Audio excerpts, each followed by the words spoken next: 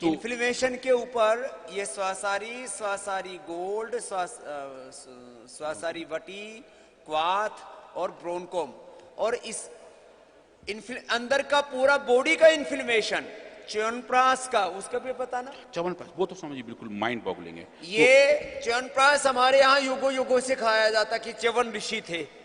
अब अलग अलग दावा करते हैं। ये जो है महेंद्रगढ़ वाले कहते हैं कि हमारे ढोसी के पहाड़ में च्यवन ऋषि पैदा हुए, कोई दूसरे कहते हैं हमारे हिमालय में हुए, तीसरे कहते हैं कि यहाँ हुए वहां हुए, जहां भी च्यवन ऋषि हुए होंगे। च्यवनप्राश खा के कहते हैं कि बूढ़े च्यवन ऋषि जवान हो गए थे। तो वो च्यवनप्राश कैसे काम करता है, इसके ऊपर रिसर्च किसी ने नहीं किया था। बेचा खूब च्यवनप्राश लोगों ने, लेकिन च्यवनप्राश के ऊपर इंटरनेशनल रिसर्च पेपर में पहला रिसर्च पेपर कोई प्रकाशित हुआ है तो पतंजलि ने किया है। उसके ऊपर भी थोड़ा सा तो वो अभी स्क्रीन पे है स्वामी जी वाला पेपर, ये वो रिसर्च पेपर है और ये हाई इंपैक्ट फैक्ट जर्नल में है। जर्नल्स को आप डिफाइन करते हैं उनकी क्वालिटी कैसी है। ये हाई इंपैक्ट फैक्टर के जर्नल हैं जिनका नेशनल इंटरनेशनल एक्रेडिटेशन बहुत दूर तक जाता है। जर्नल का नाम है फ्रंटियर्स इन फार्माकोलॉजी। और स्वामी जी च्यवनप्राश का ऑथेंटिक इतना बड़ा पेपर आज तक कहीं कैसे भी पब्लिश नहीं हुआ है।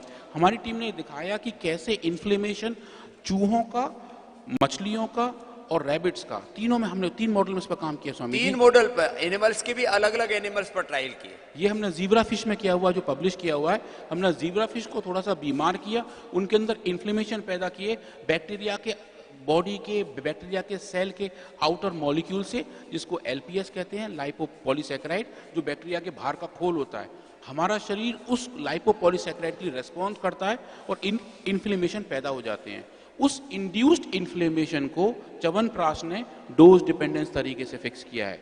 और वो जो डेटा है स्वामी जी वो बहुत स्ट्रांग है और वो क्लियरली बताता है कि मछलियों के तैरने की स्पीड, उनके घूमने का तरीका, उनकी फिटनेस, उनका बुखार, वो सब च्यवनप्राश ने बिल्कुल नॉर्मल कर दिया, जो कि इंड्यूस हो गया था इन्फ्लेमेशन से। तो ये पहली बार ये इस तरह के रिसर्च हो रहे हैं।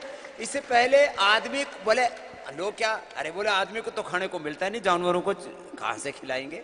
किसी ने ऐसा सोचा ही नहीं कि ये च्यवनप्राश का भी क्या इफेक्ट बॉडी पर पड़ता है, अलग अलग तरीके से क्या ही काम करता है, इस पर रिसर्च किया जा सकता है। ये थॉट प्रोसेस पूज्य आचार्य बालकृष्ण जी के दिमाग में आया, हमारे साइंटिस्टों ने उस पर काम शुरू किया और इसमें जो है ये जो इतना स्ट्रॉन्ग डेटा है, इसके बारे में बताना। तो ये जो आप देख रहे हैं स्क्रीन पे जो छोटा सा कार्टून है, वो ये दिखा रहा है कि जो जीब्रा फिश हैं वो एक बॉक्स में घूम रही हैं, तो उनका 1 मिनट में वो कितने टर्न ले रहे हैं, 1 मिनट में वो कितना दूर तक जा रहे हैं और उनकी स्पीड कितनी है। तो अगर जब वो बीमार हो जाती हैं, जैसा आदमियों में भी जब बीमार हो जाते हैं तो बिस्तर पर पड़े रहते हैं, तो उनका हिलना डुलना कम हो जाता है, इन्फ्लेमेशन की वजह से दिक्कत बढ़ जाती है, बुखार आ जाता है।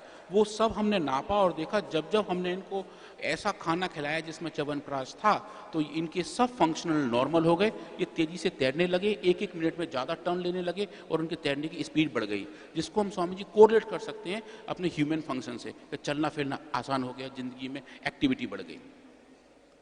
तो ये भी पहली बार कफ कोल्ड से लेकर के अंदर के इन्फ्लेमेशन तक में च्यवनप्राश का ये भी डेटा पहली बार प्रकाशित किया है। और इससे स्वामी जी एक ये भी था कि जो इनकी दिल की धड़कन थी, जो पहले असामान्य हो गई थी, जो ज़्यादा तेज हो गई थी इन्फ्लेमेशन की वजह से, वो भी लौट के नॉर्मल हो गई। तो इसको हमने नापा स्वामी जी की, जो फिश के ऑपरक्लम होते हैं, जहाँ से गिल्स होती हैं, जहाँ से पानी अंदर जाता है, तो उसका कितना वाइब्रेशन है, 1 मिनट में कितनी बार वो खोल रहे हैं और बंद कर रहे हैं, उसको भी बैठ के गिना और देखा। उसका जो नंबर मॉडिफाई हुआ था इन्फ्लेमेशन की वजह से, वो भी लौट के नॉर्मल हो गया स्वामी जी।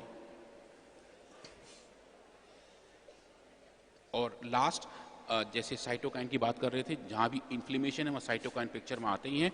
तो जो 3 बड़े साइटोकाइन हैं, IL-6, IL-1 बीटा और TNF अल्फा, इन तीनों का mRNA एक्सप्रेशन लेवल, जिसकी वजह से सिक्रीट होते हैं, mRNA लेवल पे, इसके जीन्स के लेवल पे भी वो मॉडिफिकेशन च्यवनप्राश ने कर दिए थे।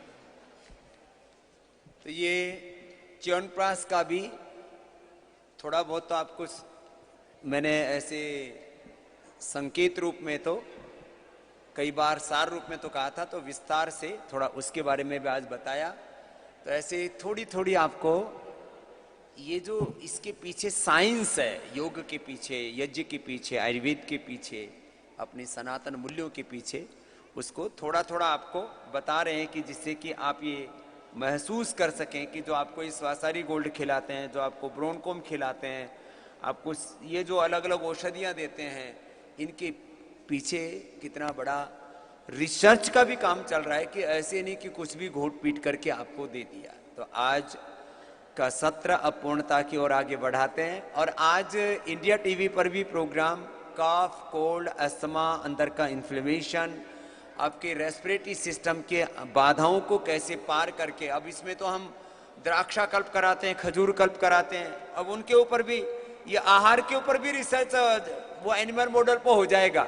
योग वाला मुश्किल होता है कि उनको भस्त्रिका, कपालभाति, अनुलोम विलोम, भ्रामरी, उद्गीत नहीं करा सकते, लेकिन उनको भी हम ये जो द्राक्षा कल्प कराते हैं, खजूर कल्प कराते हैं, लंग बस्ती कराते हैं, तो इनका तो एकदम से इमीडिएटली इफेक्ट आता है, एकदम से, साथ में औषधि सेवन भी करा देते हैं। तो आज इंडिया टीवी पर खड़े हो जाएंगे आप सब। इंडिया टीवी पर आज कफ, कोल्ड, अस्थमा, दमा, श्वास की